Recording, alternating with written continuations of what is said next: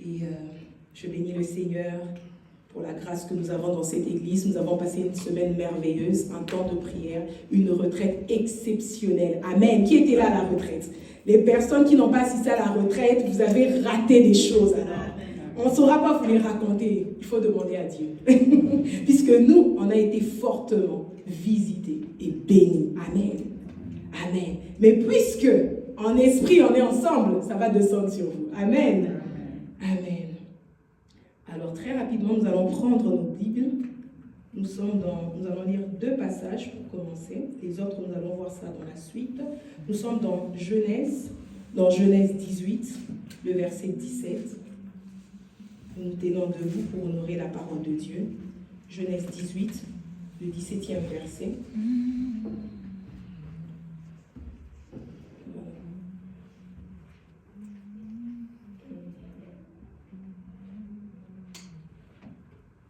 Le 17e verset, la Bible dit « Alors l'Éternel dit, cacherai-je à Abraham ce que je veux faire ?»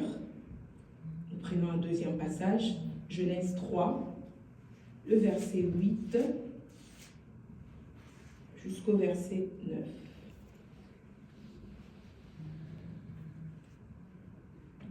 La Bible dit « Alors ils entendirent la voix de l'Éternel Dieu, qui parcourait le jardin vers le soir, et l'homme et sa femme se cachèrent loin de la face de l'Éternel Dieu, au milieu des arbres du jardin. » Le verset 9, la Bible dit « Mais l'Éternel Dieu appela l'homme et lui dit, où es-tu » Amen. Amen. Nous acclamons la parole du Seigneur. Amen. Je vous prie de nous asseoir. Amen. Bien-aimés, vous savez, il y a quelques années, j'aimais bien suivre une émission qui passait régulièrement sur une chaîne de télé Discovery Channel, je pense, oui. Et l'émission que je suivais, ça s'appelait, en fait, c'est juste qu'aujourd'hui, ça passe à la télé, c'est juste que moi, j'ai pratiquement plus le temps de le suivre. Mais cette émission-là, ça s'appelle Retour à l'instinct primaire. C'est une émission que j'ai suivie, en tout cas, pratiquement toute une semaine. À chaque fois que j'avais le temps, je m'asseyais pour suivre ça. Et dans cette émission, c'est quoi l'idée? C'est il y a des hommes qui s'inscrivent, un homme, une femme, qui se décident d'aller avoir une nouvelle expérience. Alors cette expérience-là, il s'agit d'aller dans la brousse, d'aller dans la jungle, je peux dire jungle, ou soit dans la brousse comme ça. Et on le laisse sans vêtements, puisqu'on parle du retour à l'instinct primaire. Ça veut dire, tu reviens comme tu étais à ton état au départ. L'homme n'a pas des vêtements. Et lorsqu'il se retrouve là-bas dans cette forêt, on leur donne des instruments, on te donne un couteau. Généralement, c'est un petit sac qu'on leur donne. Et avec ce petit sac-là, il est question d'aller survivre dans la jungle, dans la forêt pendant 21 jours. Et lorsque vous arrivez à la fin du 21 jours, et c'est là qu'un véhicule viendra vous récupérer. Et pendant ce temps, lorsqu'on leur donne le petit sac et le couteau, question de faire le feu, la question de but, c'est de faire quoi? C'est de trouver des moyens pour survivre dans la jungle. Et pour eux, et lorsque je suivais ces émissions-là, à chaque fois que je suivais les premières personnes à qui on remettait ces instruments, lorsqu'ils allaient en pleine forêt, la première des choses, ils se disaient, nous devons nous construire un toit. Nous devons trouver un moyen, prendre des feuilles, prendre des bambous, prendre ce qu'ils trouvaient seulement pour se construire un toit. Et après le toit, généralement, ils se disaient, on va aller chercher de quoi manger, de quoi allumer le feu, de quoi faire quelque chose. Mais l'idée du début, c'est d'abord de se faire un toit. Moi, je me suis posé la question, mais pourquoi lorsqu'on leur donne des instruments, ils sont nus? Ils peuvent se dire, la première des choses pour nous, c'est d'aller d'abord pour chercher de quoi se couvrir. Puisque moi, personnellement, si je suis nue, je me dirais, je dois d'abord aller chercher un vêtement. Mais ces gens-là, pour eux, à chaque fois qu'on les déposait, la plupart des missions, soit la plupart d'épisodes que j'ai suivis, il était question d'abord de se dire, nous devons nous trouver un endroit pour nous abriter, bien-aimés. Et je me suis dit, pourquoi seulement un toit? Pourquoi ne pas se dire, d'abord la nourriture, parce qu'il faut manger, c'est vital, mais pourquoi il faut qu'on se construise un toit? Pourquoi il faut construire? Je me suis posé de tas de questions. Et aujourd'hui, c'est la même question que je me pose. Pourquoi, premièrement, nous recherchons des maisons? Pourquoi on construit? Est-ce qu'on s'est déjà posé cette question? Pourquoi nous construisons les maisons? Pourquoi l'homme ancien jusqu'à l'homme moderne est toujours à la quête d'une maison, d'un toit, à la quête de la construction, soit d'avoir un endroit pour se reposer. Pourquoi, bien-aimés? Le but pour lequel nous construisons les maisons. C'est là que, en faisant de recherches, bien-aimés, j'ai compris que l'homme est à la recherche, cherche toujours à construire, si je dis autrement, un toit dans un but. Pourquoi? Pour se protéger contre les intempéries. Aujourd'hui, il fait froid. Les personnes qui sont des SDF, qui vivent à la rue, sur la rue, bien aimés, lorsqu'ils n'ont pas de toit, vous verrez même les SDF en train de chercher où s'abriter. Pourquoi? Parce qu'il y a les intempéries, il y a la pluie qui nous dérange, il y a le froid, il y a la neige qui tombe pour ceux qui vivent en Occident, il y a la neige, en Afrique, il y a la pluie, il y a toutes sortes de choses qui se passent, bien aimés. Voilà pourquoi il est important pour l'homme. Voilà pourquoi même dans cette émission que moi j'avais l'habitude de suivre, l'homme, quand on me remettait pour vivre une nouvelle expérience, chercher d'abord un toit avant d'aller chercher un vêtement, avant d'aller chercher une nourriture, bien aimée. C'est pour se protéger contre les intempéries. Nous construisons les maisons pour se protéger. Les hommes qui vivaient dans cette époque-là ou dans cette émission-là dont je vous ai parlé, bien aimé, leur but c'est de se protéger contre les animaux sauvages aussi. Il n'y a pas que des intempéries. Donc lorsque tu te retrouves dans une forêt, il y a des animaux sauvages qui peuvent t'attaquer, il y a l'insécurité. Voilà pourquoi ces hommes-là, dès le début, ils se disent, non, avant même d'allumer le feu, nous devons aller construire un toit, bien-aimé. Amen, nous sommes ensemble. Amen. Et aussi, bien-aimé, j'ai compris que nous construisons de maisons avec un but d'avoir un abri stable, bien-aimé. Parce que la maison, elle stabilise. Vous voyez les personnes qui sont des SDF, qui sont aujourd'hui à tel endroit, demain à un autre endroit, ce sont des personnes qui ne sont pas stables, bien aimées. Lorsque tu manques un toit, tu ne connaîtras pas la stabilité. La stabilité, c'est lorsque tu as une maison, lorsque tu as un toit, lorsque tu as un lieu où tu peux te reposer. C'est là que tu connaîtras une stabilité, une certaine stabilité déjà. Amen. Et lorsque on construit une maison bien aimée, c'est aussi pour créer un foyer, un cadre familial bien aimé. C'est pour créer un foyer familial. Et à la fin, bien aimé, j'ai compris que lorsque nous construisons des maisons, lorsque nous cherchons des maisons, c'est pour trouver de l'intimité et du confort bien aimé.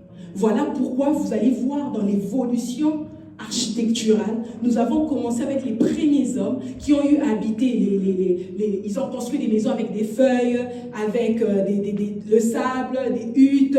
La maison a évolué, le toit a évolué, bien aimé. Jusqu'à ce que nous sommes arrivés dans des édifices, des bâtisses que nous avons aujourd'hui, où chacun de nous te dira, je suis dans une maison, ma maison a 4 pièces et demie, ma maison a 5 pièces, ma maison a 2 pièces, ma maison voire même à 1 pièce et demie, bien aimé. Où nous sommes arrivés à cela. Le but, c'est d'avoir un espace personnel, bien aimé. C'est ça le but, bien aimé. Le but d'une maison, bien aimé, c'est de tisser des liens, avoir une intimité. Une intimité, bien aimé. Amen. Amen. Et je me suis dit, bien aimé, lorsque j'étais en train de réfléchir sur cela, je me suis dit, si les hommes ont pensé, ils ont compris que l'intimité avait une place prépondérante, bien aimée, dans la vie des hommes, dans la vie des fils des hommes, à plus forte raison, nous aussi, ce matin, nous allons comprendre que la relation que nous avons avec Dieu a besoin d'une intimité solide, bien aimé. Notre relation que nous avons avec Dieu a besoin d'une intimité solide, bien aimé. Amen. Amen. Oh. Et lorsque vous allez encore plus loin, bien aimé, lorsque vous regardez, vous allez avec moi plus loin dans la composition de maison. Alors que je vous ai parlé des pièces, vous verrez, dans une maison, nous avons un salon, nous avons une cuisine, nous avons des chambres, nous avons des toilettes des invités. Donc, pourquoi nous avons des pièces? C'est toujours dans le but de l'intimité, bien aimé. Parce que lorsque tu reçois un visiteur chez toi, lorsque tu reçois même un président de la République, bien aimé, tu ne l'emmènes pas directement dans ta chambre, même s'il est président, non. Je ne sais pas vous, si peut-être toi, un président vient te visiter, tu vas direct l'emmener dans ta chambre. Moi, non. On n'emmène pas directement. On le laisse au salon. Pourquoi? C'est pour créer on crée une séparation pour dire que la chambre c'est l'intimité, bien-aimé. Qui que tu sois, même si tu es mon invité, même si je t'aime beaucoup, je te donnerai mon foufou à la maison, je te donnerai ce que tu veux manger, mais je ne t'emmènerai pas dans ma chambre. Pourquoi? Parce que ma chambre, elle est réservée, bien-aimé. Les chambres, là, elles sont réservées pour les personnes qui habitent à la maison. Amen. Et lorsque même vous allez encore plus loin dans la construction, dans les constructions humaines, bien aimées, vous allez voir que hier, on n'avait peut-être pas des chambres des visiteurs. Mais aujourd'hui, l'homme s'est décidé, lorsqu'il construit sa maison, d'avoir une chambre où on appelle chambre d'amis. Pourquoi? C'est pas qu'on n'aime pas cet invité, non. C'est pour séparer l'intimité de la famille qui habite et les personnes étrangères, n'est-ce pas? Amen. On est ensemble. Et lorsque vous évoluez encore, nous déjà en Afrique, les toilettes des visiteurs sont venues après. Pour les gens qui sont déjà ici, j'en discutais hier avec mon mari, l'homme blanc avait déjà compris ça depuis très longtemps. Eux, il y a la toilette des invités, ça existe depuis peut-être longtemps. Et lorsque une personne hier, une invitée pouvait venir chez moi à la maison, je conduis direct dans ma salle de bain. Mais aujourd'hui, je suis obligée de limiter les personnes dans les installations pour les visiteurs. Pourquoi? Parce qu'il y a certaines choses qui se trouvent dans ma toilette là-bas que je n'aimerais pas une personne étrangère puisse les voir. Parce que c'est mon secret, bien aimé. C'est mon intimité. Voilà pourquoi je n'aimerais pas qu'une autre personne puisse y entrer, à moins que ce soit seulement les gens de la maison. Amen. Voilà pourquoi il y a même des toilettes des amis bien-aimés. Et encore la chambre, lorsque je nous ai dit tout à l'heure, la chambre c'est un endroit bien-aimé où les grandes décisions sont prises là-dedans bien-aimé. C'est dans la chambre qu'on se repose. C'est dans la chambre qu'on renouvelle ses forces bien-aimé. Parce que lorsque tu vas te reposer dans la chambre, c'est une manière de te ressourcer. C'est dans la chambre qu'on se ressource bien-aimé. C'est dans la chambre qu'on construit des liens. Et c'est dans la chambre que la famille voit les jours. Nous tous, nous sommes là. C'est dans la chambre que tout cela se passe, bien-aimé. La chambre est synonyme d'un lieu d'intimité. Amen. La chambre est synonyme d'un lieu d'intimité, bien-aimé. Bien-aimé, l'homme a compris une chose, que sans l'intimité, il n'y a pas de vie. Il n'y a pas de vie sans intimité. Il n'y en a pas, bien-aimé. Voilà pourquoi même lorsque il y a des plans architecturaux, vous verrez qu'il y a la chambre principale, il y a la chambre des enfants et il y a la chambre des amis.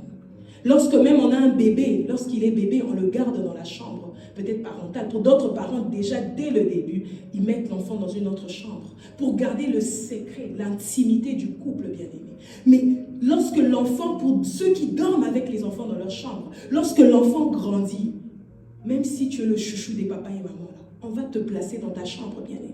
C'est pour dire quoi? C'est pour dire que les parents gardent leur intimité qui ne doit pas être révélée aux enfants. Amen. On est ensemble. Chers parents, on est ensemble. Je sais que les parents comprennent ce que je suis en train de dire. Amen.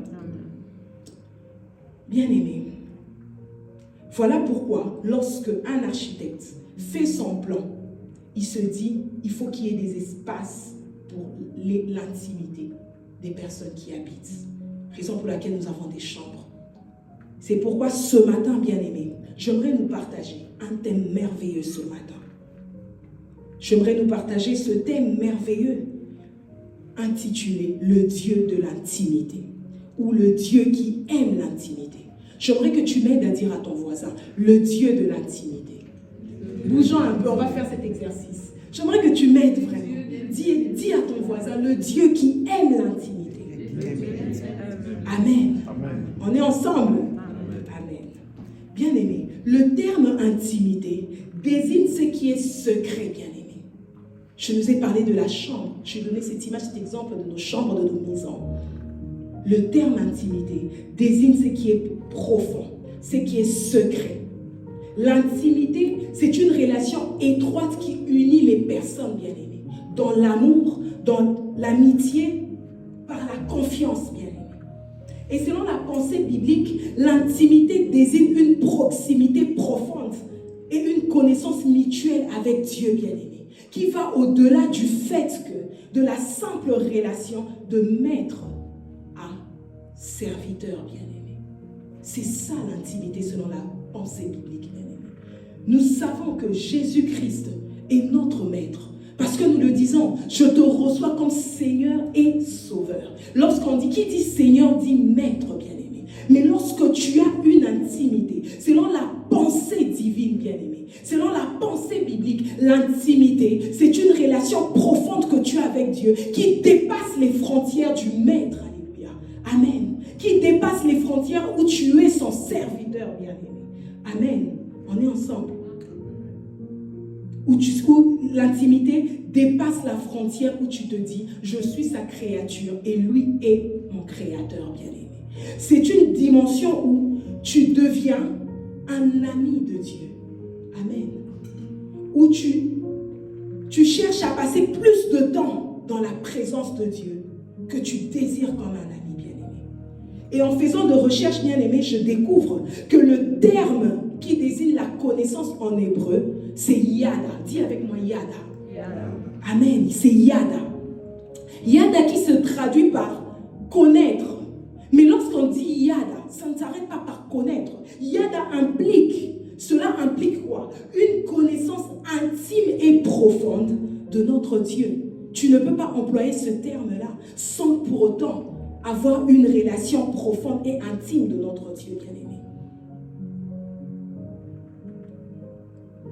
C'est une relation qui n'énonce simplement le fait de savoir qu'il est ton père, qu'il est ton maître, mais c'est le fait de savoir que je suis appelé à avoir une relation étroite, une relation profonde, bien-aimé. Bien-aimé, l'intimité, c'est une relation profonde qu'un homme a avec son Dieu, bien-aimé. J'aimerais ouvrir une parenthèse. L'intimité, ce n'est pas le fait de beaucoup prier, bien-aimé. Ce n'est pas le fait de multiplier les paroles. L'intimité, c'est une relation étroite. Je peux être avec Fallon, je suis en train de beaucoup de parler, de multiplier les paroles, je discute avec elle pendant longtemps, ça s'étale sur des heures, mais on n'a pas une relation intime. N'est-ce pas? Ça nous arrive de rencontrer des gens avec qui nous passons 6 heures ensemble, 4 heures ensemble, vous discutez, après vous vous séparez, mais vous n'avez aucune relation intime, bien aimé. L'intimité, ce n'est pas le fait de beaucoup prier, ce n'est pas le fait de multiplier les paroles, bien aimé. C'est le fait d'avoir une relation étroite avec Dieu. Amen, on est ensemble. Amen. Bien aimé, nous allons sauter un peu, nous allons aller un peu rentrer, ou soit faire marche arrière. Nous allons aller dans Exode avec Moïse et le peuple israélite, lorsqu'il était question de construire un sanctuaire pour Dieu, bien aimé. Je pense que tout le monde ce matin connaît l'histoire avec Moïse. Je vais essayer de nous rappeler ça très rapidement. Nous sommes dans Exode 25. Je vais prendre Exode 25. Voilà le premier verset. La Bible dit, l'Éternel parla à Moïse et dit, parle aux enfants d'Israël, qu'ils m'apportent une offrande. Vous la recevrez pour moi de tout homme qui la fera de bon cœur. Le verset 3, voici ce que vous recevrez d'eux en offrande, de l'or, de l'argent, de l'airain, des étoffes teintes en bleu, en pourpre, en cramoisi, du fin lin et du poil de chèvre, des peaux de bélier teintes en rouge et des peaux des dauphins, du bois d'acacia, de l'huile pour le chandelier, des aromates pour l'huile d'onction et pour le parfum d'odoriférant, des pierres d'onyx et d'autres pierres pour la garniture de l'éphod et du pectoral. Ils me feront, le verset 8, ils me feront un sanctuaire et j'habiterai au milieu d'eux. Là, c'est Dieu qui parle à Moïse. Et le verset 9, la Bible dit, vous ferez le tabernacle et tous ses ustensiles d'après le modèle que je veux te montrer. Amen. Amen. La personne qui devait donner le modèle, l'architecte pour le tabernacle, le sanctuaire ou la maison de Dieu, si je dois le dire autrement, c'était Dieu lui-même. Là, c'est Dieu qui parle à Moïse. Il demande à Moïse de prendre des offrandes auprès du peuple afin de construire une maison dans un but d'habiter. Amen. Dans un but d'habiter au milieu de son peuple. Lui, notre Dieu, qui est l'architecte par excellence, si je dois le dire comme ça, l'architecte des architectes, c'est Dieu bien-aimé. C'est lui le concepteur du tabernacle. Moïse, ce n'est pas levé un bon matin pour se dire, je vais aller construire un temple ou une maison où Dieu va habiter. Non, c'est Dieu qui lui a donné le plan architectural, bien-aimé, qui lui a donné tous les détails de ce qui devait être fait. Il insiste au verset 9, vous ferez selon le modèle que je t'ai montré, bien-aimé. Et lorsqu'ils ont construit le sanctuaire, moi, ça m'a tiqué, ça m'a étonné. Je me suis dit, comment cela est possible? Notre Dieu, lorsqu'il se décide d'être architecte, lorsqu'il se décide d'avoir la casquette d'architecte, en donnant à Moïse le plan, il ne lui demande pas de lui construire un temple, une cour, où tout le monde viendrait et prierait ensemble. Puisque le but, c'était quoi? Que Dieu soit au milieu de son peuple. Il aime tellement l'homme. Il a toujours voulu l'homme dans sa présence. Dieu nous a créés pour ça. Il a toujours voulu l'homme dans sa présence. Il pouvait dire à Moïse, je dis, mais Seigneur, tu pouvais dire à Moïse, construisez-moi une cour, faites une cour seulement, où moi je viendrai vous rencontrer calmement. Mais pourquoi tu es si compliqué, Seigneur? Pourquoi tu donnes un plan précis à Moïse, en lui disant que vous allez construire selon le modèle que je t'ai montré? Pourquoi? Si le but c'était de rencontrer le peuple. Et lorsqu'il le dit, il parle à Moïse encore dans le chapitre 26, le verset 30, il dit, tu feras le tabernacle selon le modèle qui t'est montré sur la montagne. Bien aimé, j'ouvre une petite parenthèse que je vais fermer très vite. Je me suis dit, même là-bas, là-haut, ça sera question de niveau.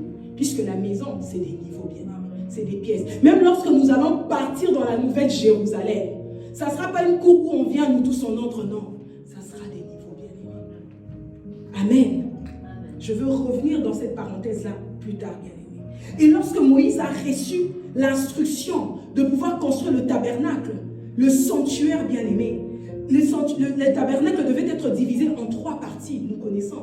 La première partie, le parvis, le lieu saint et le lieu très saint, bien aimé. Dans le parvis, nous savons, il y avait la table de l'Holocauste pour le sacrifice. Dans le lieu très saint, il y avait le chandelier, il y avait la table pour le pain.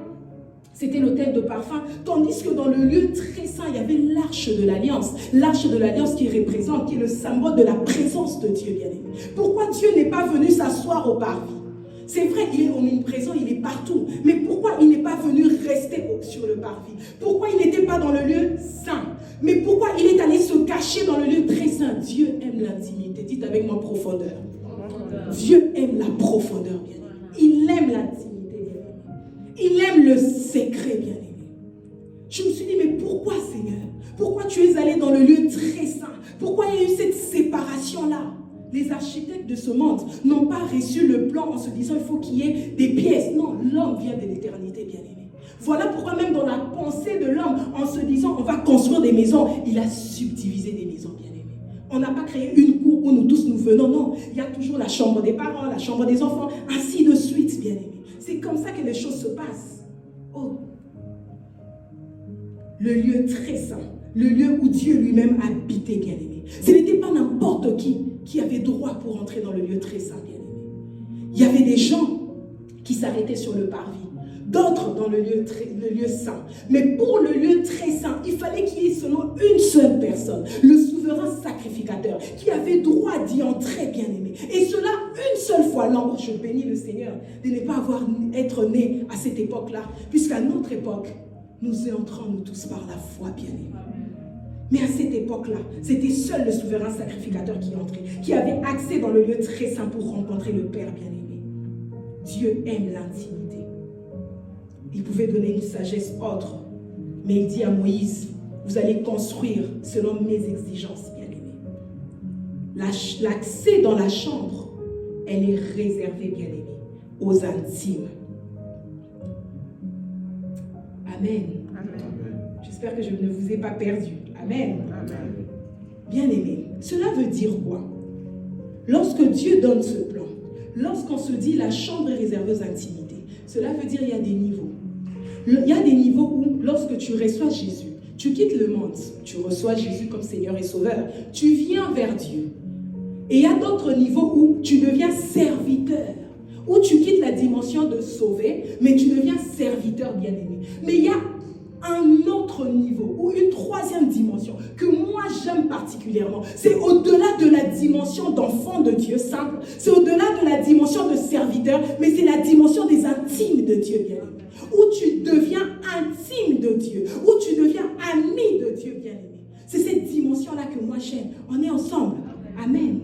Est-ce qu'on me suit ce matin? Amen. Si tu me suis, acclame le Seigneur. Amen.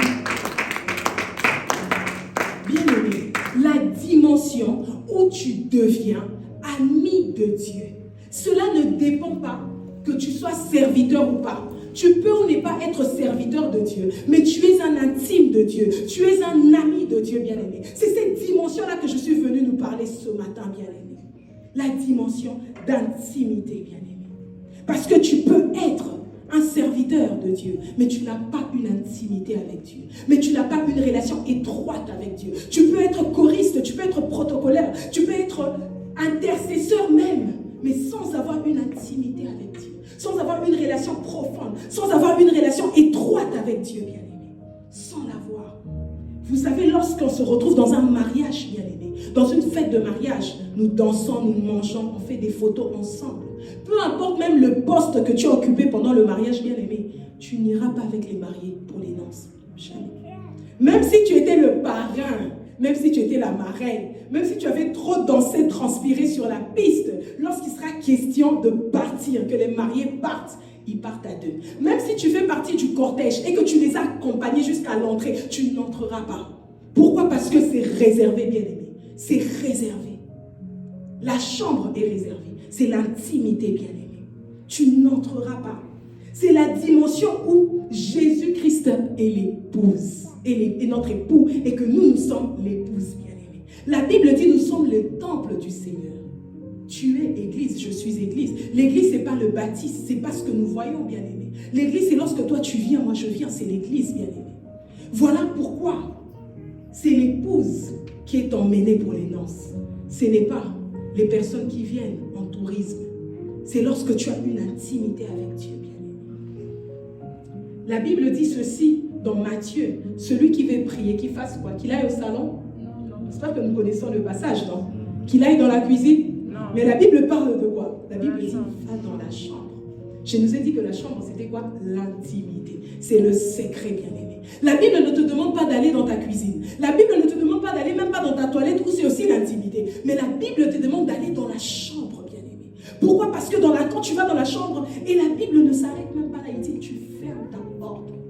Pas que tu laisses ta porte ouverte. Tu dois fermer. Ça veut dire que tu dois te retirer, bien-aimé. Ça veut dire que tu dois te créer une intimité dans l'espace personnel où toi-même tu cherches Dieu dans la profondeur. Parce que notre Dieu, il aime la profondeur, bien-aimé.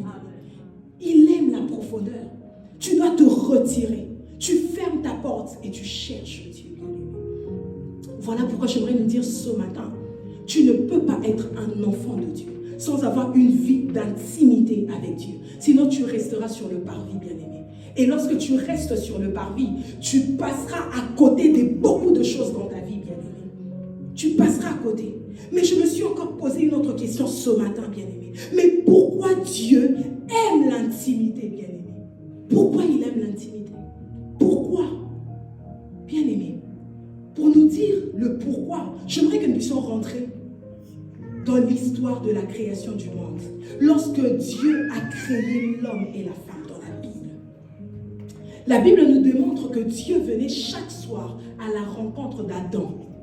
Nous avons lu dans Genèse 3, le verset 8, la Bible dit, je vais encore relire, la Bible dit, ils entendirent la voix de l'Éternel qui parcourait le jardin vers le soir. Et l'homme et sa femme se cachèrent loin de la face de l'Éternel Dieu, au milieu des arbres du jardin. Mais l'Éternel Dieu appela l'homme et lui dit, où es-tu? Oh bien-aimé, j'aime cette phrase-là. L'Éternel Dieu appelle l'homme, puisqu'il en avait l'habitude, il avait une relation avec l'homme. Il venait le rencontrer, il venait chaque soir, et il revient comme d'habitude pour rencontrer l'homme. Il demande l'homme, où es-tu? Adam n'était pas à sa place, bien-aimé. Adam n'y était pas. C'est Dieu qui est venu chercher Adam, ce n'est pas Adam qui a cherché Dieu. Adam s'était caché, mais Dieu qui avait l'habitude de venir en ami, en amoureux, il vient pour chercher l'homme qu'il a créé, afin de passer un temps de qualité avec lui, bien-aimé. Mais ce jour-là, lorsqu'il arrive, il ne trouve pas l'homme. L'homme n'était pas là. Et vous savez pourquoi? Parce que l'homme avait brisé l'intimité avec Dieu. L'homme avait brisé cette intimité. Voilà pourquoi lorsqu'il a brisé cette intimité, il est allé se cacher. puisqu'il savait que Dieu va venir. Lorsqu'il viendra le soir, là, moi j'ai déjà brisé, bien-aimé. Je vais ouvrir une parenthèse. Pour les hommes et les femmes qui commettent l'infidélité, par moment vous pensez que, vu que ça n'a pas taché à ma famille, il n'y a rien qui s'est passé. Bien-aimé, j'aimerais te dire, c'est spirituel le mariage. Ça veut dire dans le spirituel, tu as déjà brisé l'intimité de ton foyer. Lorsque un homme commet l'infidélité, lorsqu'une femme le commet, vous brisez l'intimité de votre couple, bien-aimé. Il faut faire très attention. Lorsque Adam a péché, lorsque Adam a touché au fruit, à l'arbre, bien-aimé, interdit, qu'est-ce qui s'est passé? Adam est allé se cacher, bien-aimé. Il s'est caché parce qu'il avait brisé cette intimité avec Dieu, bien-aimé. Il est allé se cacher. Amen. Et vous verrez avec moi par la suite comment Dieu les avait chassés, bien-aimés. Il les avait chassés du jardin parce que l'intimité était brisée, bien-aimés. L'intimité était brisée, bien-aimés. C'était brisé. Bien-aimés, vous savez, lorsque dans le jardin, cette intimité a été brisée, cela a pris du temps, bien-aimés, pour que l'intimité soit rétablie entre l'homme et Dieu, bien-aimés. Ça a pris du temps. Vous allez voir Dieu se révélait à Abraham, Dieu s'est révélé aux anciens, aux patriarches bien-aimés. Dieu cherchait toujours, puisque c'est Dieu qui était venu vers Adam pour dire « Adam, où es-tu » De la même manière, Dieu sait. Une fois quand je nous ai prêché pendant le 25 matin, j'avais dit quoi? La présence de Dieu est le milieu naturel pour l'homme. C'est là que l'homme puise sa force. C'est l'oxygène de l'homme, bien-aimé. Tu ne peux pas être un homme et vivre sans la présence de Dieu. Le premier jour que l'homme a connu la mort, ce n'était pas le jour où Adam l'avait enseveli sur la terre. Non, c'était le jour où Adam avait péché dans le jardin. Lorsqu'ils ont péché pour la première fois dans le jardin, bien-aimé, ils ont connu la mort, bien-aimé. C'est là que la mort a commencé. La mort spirituelle. Voilà pourquoi toutes les personnes qui ne sont pas en Jésus sont des personnes mortes. C'est des cadavres mais qui se baladent, bien-aimés. Lorsque tu reçois Jésus, c'est là que la vie revient en toi, bien-aimé. Amen. Et Dieu qui avait compris cela, que l'homme, cet homme que j'ai créé, cet homme en qui j'ai mis mon souffle dedans, ne peut pas vivre loin de moi. Il a besoin de moi. Voilà pourquoi il a toujours cherché l'homme, bien-aimé. Et voilà pourquoi lorsqu'il est apparu à Moïse, il a dit à Moïse, vous allez construire un sanctuaire où j'habiterai, bien-aimé, au milieu de vous. L'homme ne peut pas vivre sans la présence de Dieu. Et lorsque Dieu a donné le plan à Moïse, cela ne suffisait pas, bien-aimé. Pourquoi? Parce que l'accès dans l'intimité, dans le lieu très saint, était limité, bien-aimé. C'était une seule personne qui accédait, bien-aimé. C'était limité, alléluia.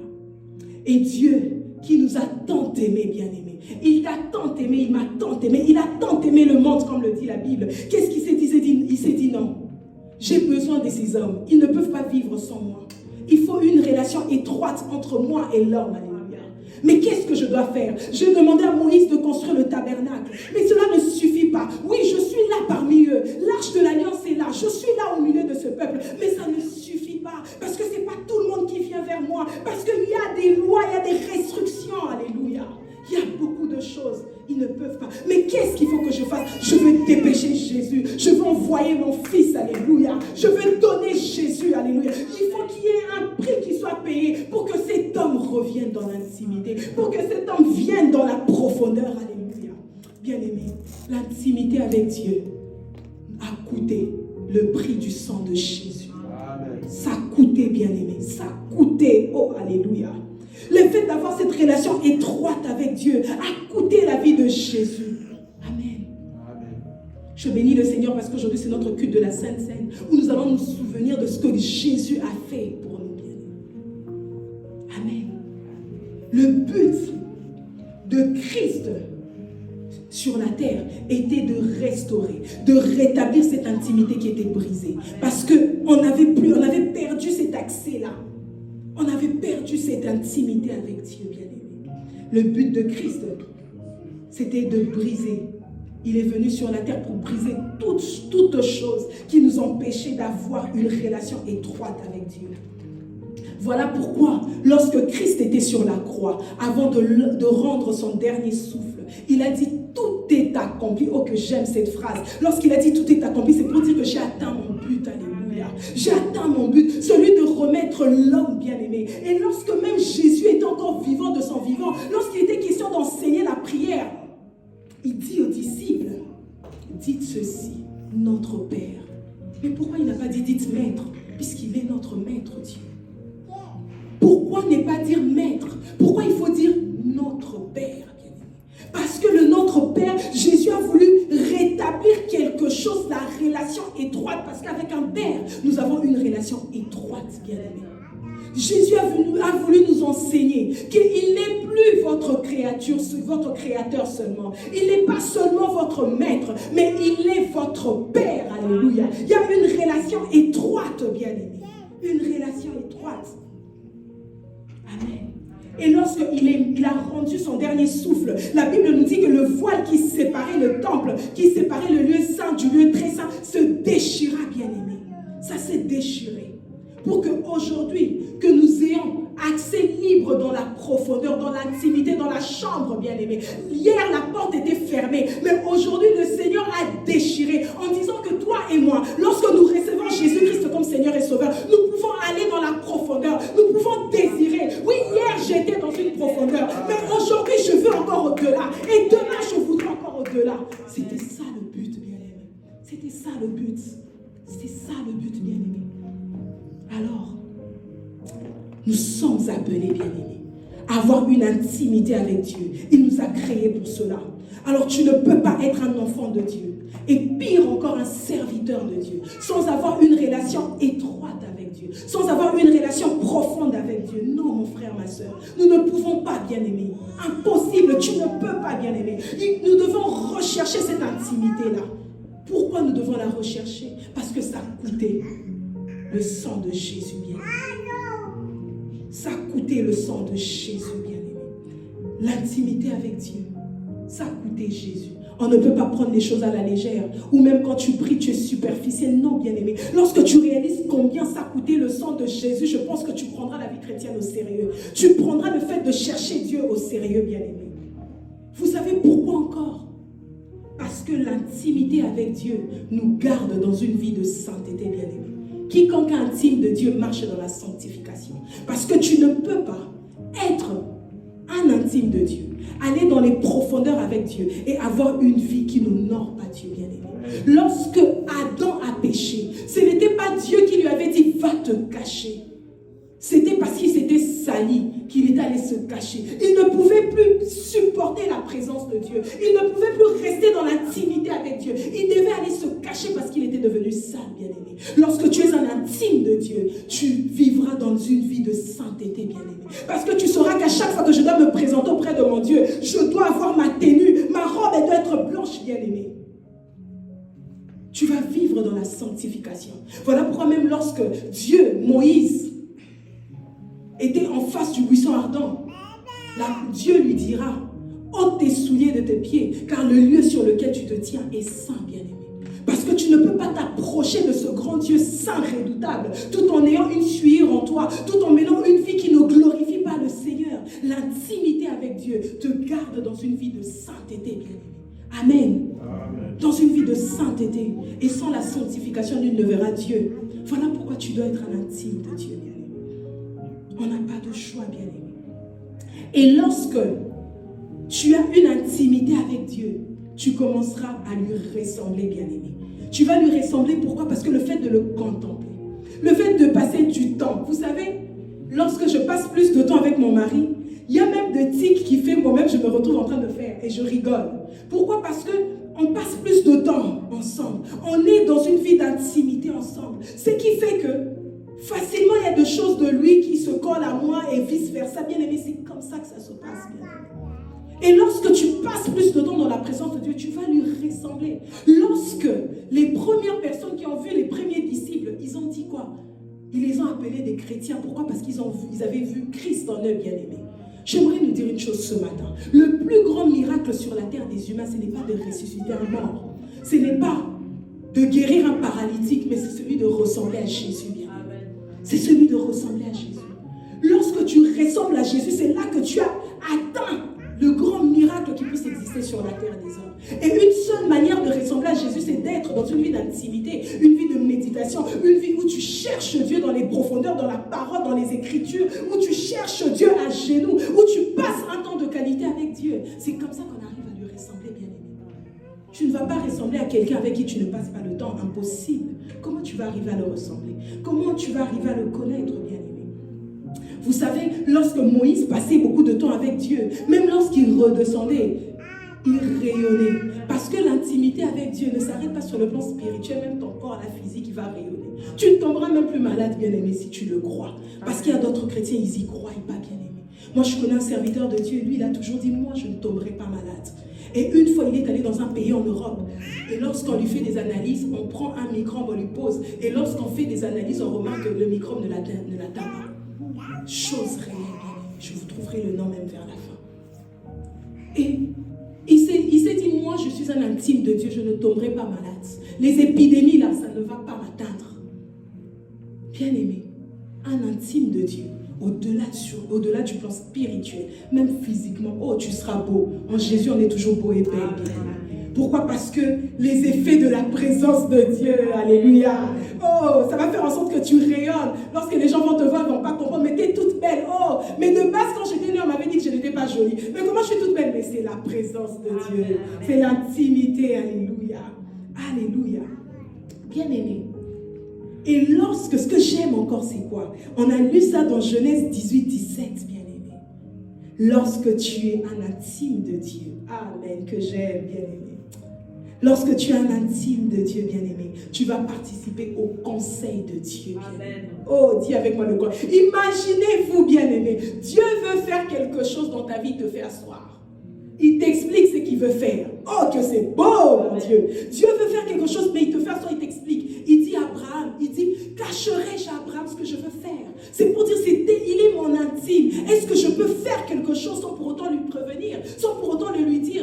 Il y a des choses qui te surprennent dans ta vie parce que tu n'es pas intime de Dieu, bien-aimé. Le jour où tu deviens intime de Dieu, il n'y aura rien qui va te surprendre. Quelque chose qui t'arrive dans ta vie, oh, Dieu te l'avait déjà dit, parce que je suis son intime. Il me l'avait déjà dit, je le sais. Je le sais. Il y a quelque chose, il y a même une épidémie qui va frapper. Les intimes de Dieu savent déjà, bien-aimé. Parce que Dieu va te le dire. Il dit dans Genèse 18, 17, cacherai-je, oh mon Dieu, cacherai-je. Bien-aimé, l'intimité avec Dieu fait de toi un ami de Dieu. Alléluia. Fais de toi un ami de Dieu. C'est dans l'intimité avec Dieu que tu apprendras à le connaître, bien-aimé. Vous pouvez être à 10 ici, lorsque vous mettez à parler, même si j'ai le dos tourné, je saurai reconnaître la voix de Kiss, parce que c'est mon mari. Je saurais reconnaître la voix de maman Ta, la voix de maman Mi. Je saurais reconnaître parce que je les connais. N'est-ce pas, bien-aimé? Je saurais reconnaître parce qu'il y a une intimité, une relation étroite, bien-aimé. Dans la foule, il y a des dimensions où Dieu ne se révélera pas à toi dans la foule, bien-aimé. Il y a des dimensions, des choses, c'est que dans l'intimité. C'est que seul avec lui, bien-aimé. C'est que seul avec lui. Dans la foule, il ne se révèle pas de la même manière aux intimes, bien-aimés. Il y a des manières privées qu'on se révèle que dans l'intimité, où tu lui donnes un nom, où Dieu devient ton chouchou, tu lui donnes un nom. Tu es mon papa, tu es ceci, parce que tu le cherches dans une vie profonde et tu as une relation étroite avec lui, bien-aimé, et tu le reconnais, bien-aimé.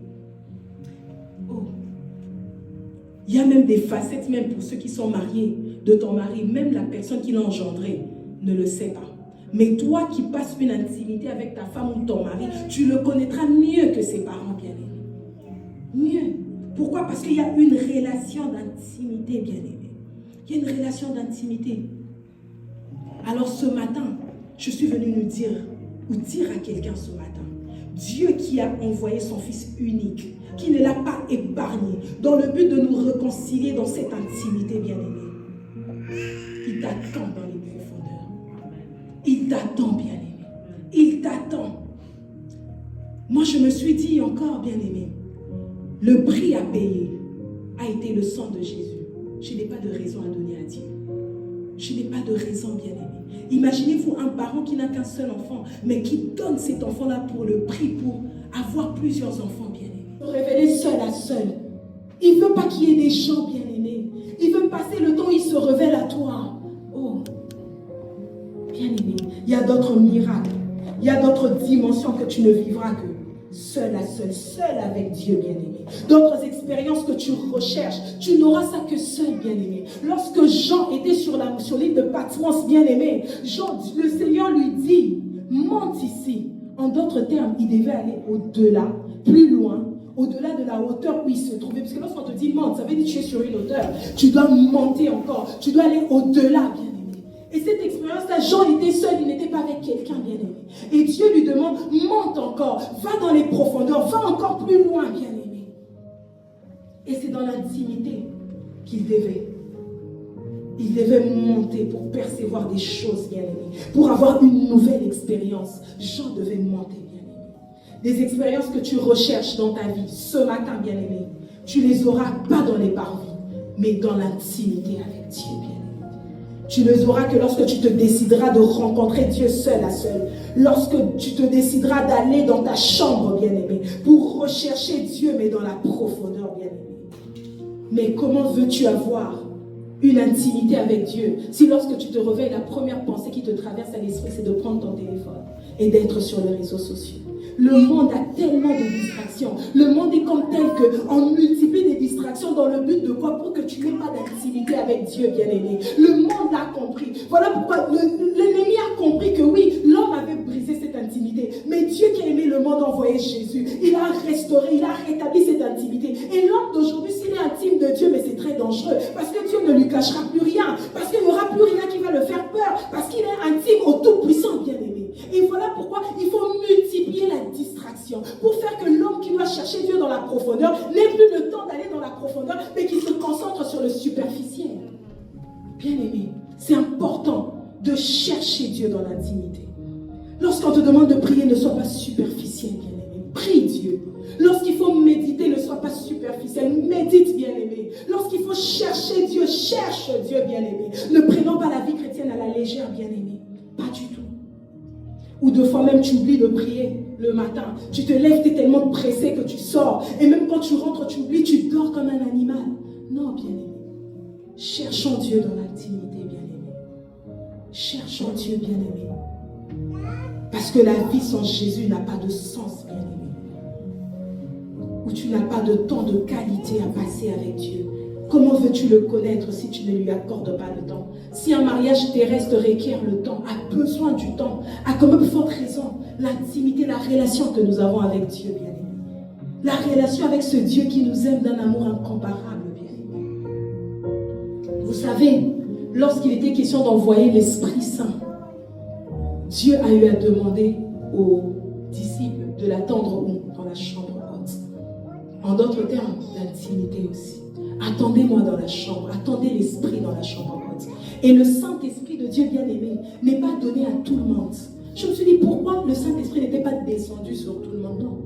Le Saint-Esprit de Dieu était descendu dans la chambre haute. Et sur qui? Sur les épouses bien-aimées. On ne donne pas le Saint-Esprit de Dieu à tout le monde. On donne le Saint-Esprit aux épouses bien-aimées. Aux gens qui sont... Ils étaient dans la chambre haute, dans l'intimité. Et l'Esprit de Dieu est descendu sur l'Église. Amen. Voilà pourquoi, pour vivre des nouvelles expériences, pour connaître Dieu, bien-aimé, tu as besoin d'avoir un temps de qualité, bien-aimé. C'est très important. Tu ne peux pas être serviteur de Dieu. Tu ne peux pas être enfant de Dieu sans avoir une relation profonde, une relation étroite avec Dieu. Bien-aimé, nous devons rechercher cette relation-là. Alors ce matin, je suis venu nous dire ce matin, nous ne pouvons pas s'appeler de chrétiens sans pour autant avoir une vie intime avec Dieu, une relation étroite avec Dieu, bien-aimé.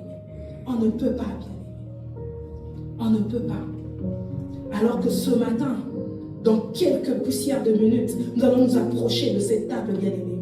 Je ne sais pas, peut-être, cette relation, tu l'avais avant.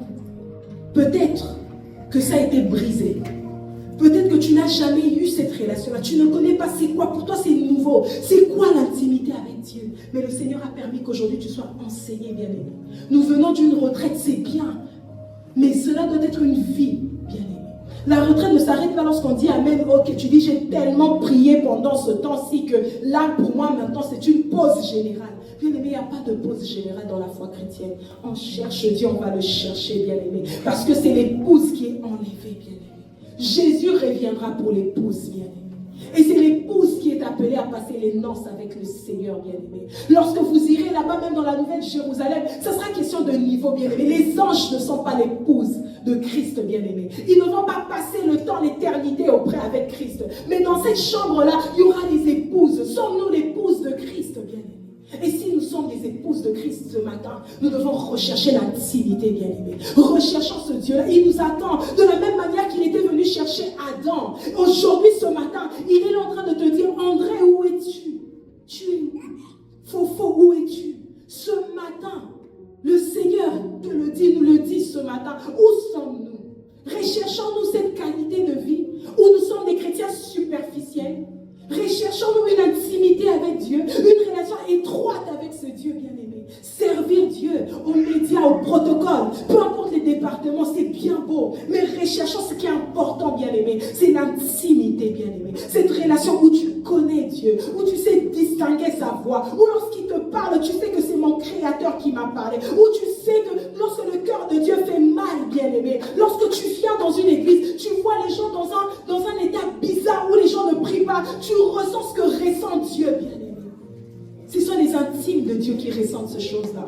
Où tu entres dans un endroit, il n'y a pas la présence de Dieu. Mais toi, tu es tellement intime de Dieu que tu sens que là, Dieu n'est pas là. Et tu as mal, alléluia. Bien-aimé, recherchons cela ce matin. Alors je veux nous demander de bien vouloir nous lever. Tu vas regarder à ta vie, bien-aimé. Tu vas regarder.